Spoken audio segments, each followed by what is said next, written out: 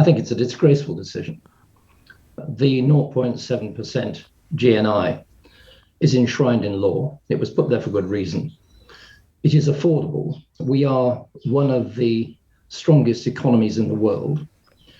And frankly, if we cannot find 0.07% of a reduced GNI, of course, because GNI has fallen as a result of COVID, but if we can't find that money, then I fail to see how we can describe ourselves as a powerful nation post-Brexit, which is what we keep being told we are. When Rishi Sunak announced it, the mood music around it was, these are exceptional times, we are in exceptional difficulty, and we can restore this in better times.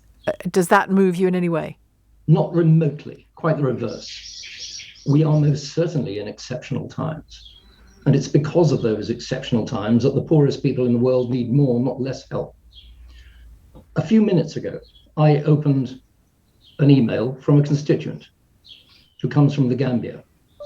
They are desperate for vaccine. They can't get it. What are we doing about it? We've got people in very poor countries around the world, a lot of them, but not exclusively in Africa, who are dying. And we can help them, and we should be helping them.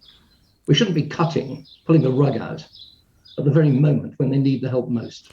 And how alive, if that's the right word, a conversation is this within your own party, colleagues, constituents, members who aren't necessarily in Parliament but are members of the party? How lively a conversation is this? One of the problems, of course, of not being in the COVID, House, yeah. Most of us aren't. Well, yes. It is that we're not meeting in the tea room and chewing the fat, literally and metaphorically, as we normally would. So you ask a question that I find it quite difficult to answer because It's quite difficult to gauge what the strength of feeling is. But I know what my own feeling is. And I know that there are others like-minded. Andrew Mitchell, of course, is a case in point, but there are many others who feel the same way. You know, we are a proud, powerful nation. We can help people. And this is about soft power at the time when that soft power is needed most and should be used to best advantage. Look, how are we going to look when the leaders of the free world, the G7, gather in Cornwall, and we find that Germany and the United States are increasing their aid at the very time that we, God help us, are talking about cutting it? It's a disgrace. The government might counter and say, look, Sir Roger, we are also spending huge amounts of money on COVID and global health. We're spending money on girls' educations in various ways, education around the world in various ways, supporting, emerging economies, opening up societies that have been closed and closed off from the world. You know, we're doing all kinds of work on all kinds of fronts. It's not just that UK aid budget that is doing that work. Well, it is those health budgets and that education budget for young girls in underdeveloped countries that is going to be cut. And we can afford this.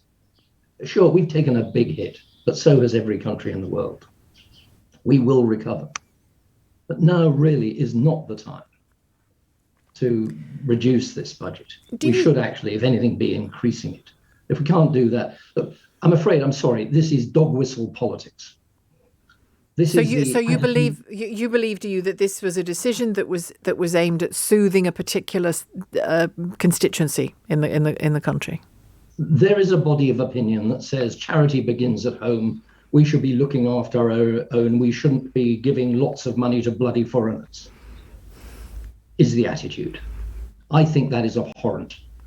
I will not have any part of it, and I will not pander to it.